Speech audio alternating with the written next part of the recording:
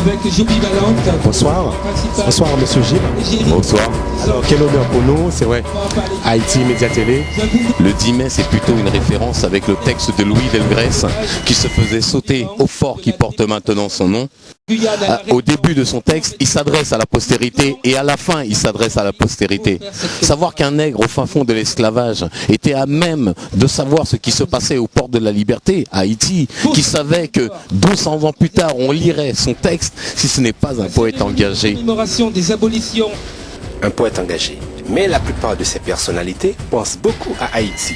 Ce fut le premier pays noir indépendant. Écoutez-les.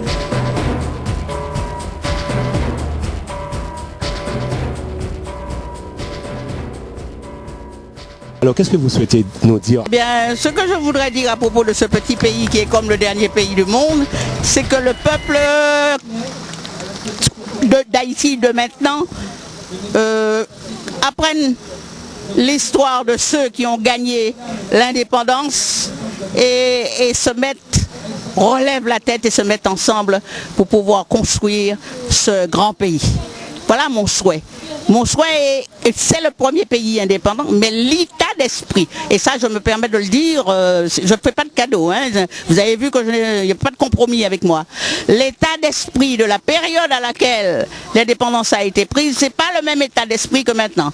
Alors que le peuple et que surtout ceux qui se croient ou qui se veulent responsables prennent conscience, travaillent avec leur peuple et se tiennent la main dans la main et ne se laissent pas courber les chines comme ils le font et à décourager à un point le peuple.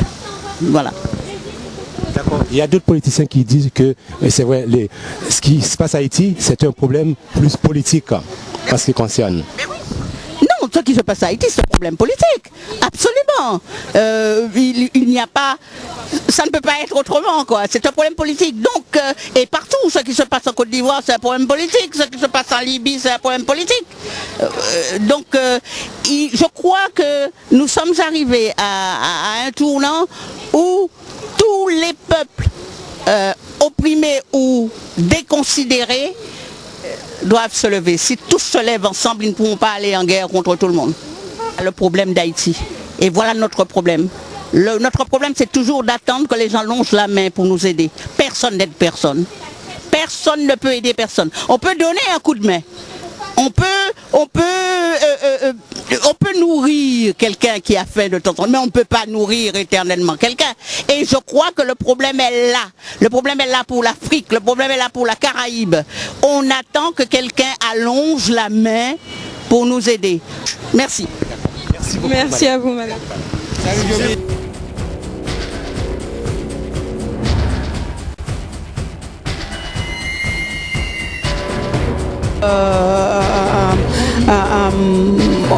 il ne faut pas que ce pays soit indépendant. Pour moi, le pays n'est pas encore indépendant.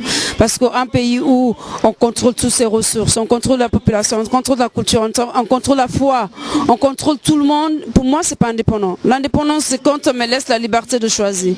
Aujourd'hui, je ne pense pas que, et comme Haïti, comme en Afrique, on voit qu'est-ce qui se passe en Côte d'Ivoire en ce moment.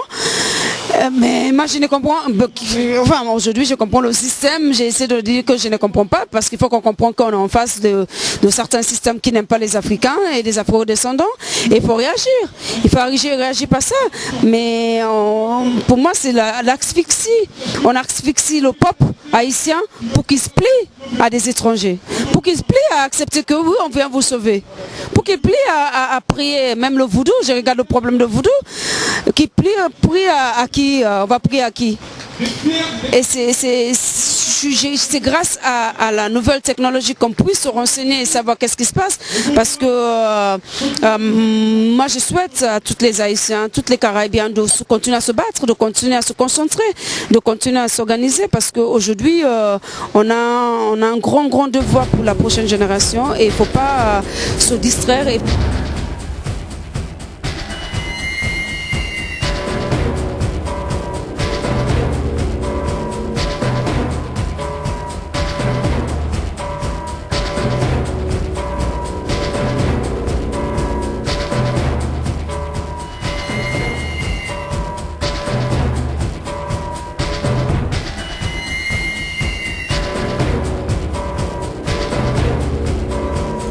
Oui, bonjour monsieur. Ce que je voulais dire, c'est que le peuple haïtien, à l'heure où nous parlons, c'est un peuple qui est complètement traumatisé suite à toute une succession de faits, d'événements plutôt, tremblements de terre, maladies, épidémies et cyclones, tempêtes, ouragans, j'en passe et des meilleurs. Ce peuple est traumatisé et qu'est-ce que l'on constate? Enfin moi, je parle en mon nom personnel, j'ai constaté que les Haïtiens, en dépit de certains événements qui se déroulent, qui se sont déroulés et qui continuent à se dérouler pour essayer de les aider, eh bien, ils sont tétanisés et ils sont de plus en plus rares dans certains événements qui sont organisés pour les aider, ne serait-ce qu'à mettre un peu de baume à leur douleur et à leur souffrance. Parce que c'est un peuple qui, depuis l'indépendance d'Haïti, c'est un peuple qui a passé la quasi-totalité de son existence dans la souffrance. Et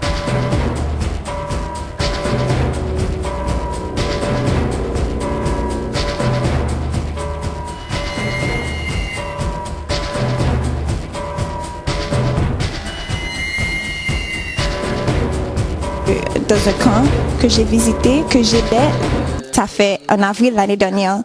Ils sont toujours dans les mêmes conditions, dans une tente là, qui a des trous, tu vois, et la pluie, elle tombe, et ça, il y a des gens qui ont des bébés sur cette tente. Donc, ils se mouillent, ils tombent malades et tout ça. Donc, il est temps que les camps, ça doit être éliminé. Et les gens, ils ont besoin d'un abri permanent. Donc, c'est ça que je veux commencer à faire, construire des maisons pour ces gens qui n'ont pas d'abri. Parce qu'une tente, là, ça, c'est pas un abri, tu vois. Et j'ai visité, je suis rentrée de cette tente, c'est très, très, très chaud. C'est pas quelque part à vivre. C'est pas quelque part saine, c'est pas quelque chose que personne n'aimerait vivre là. Donc j'espère que ma couronne là, parce que je suis Miss Haïti International, je pourrais avoir des gens qui peuvent venir vers moi, me demander comment aider Haïti, comment soulever Haïti et reconstruire Haïti. Et je peux les aider parce que c'est ce que je fais là maintenant. Donc si vous, les écouteurs, si vous avez n'importe quelle idée, n'importe quoi vous voulez faire pour Haïti, contactez-moi et on peut faire ensemble.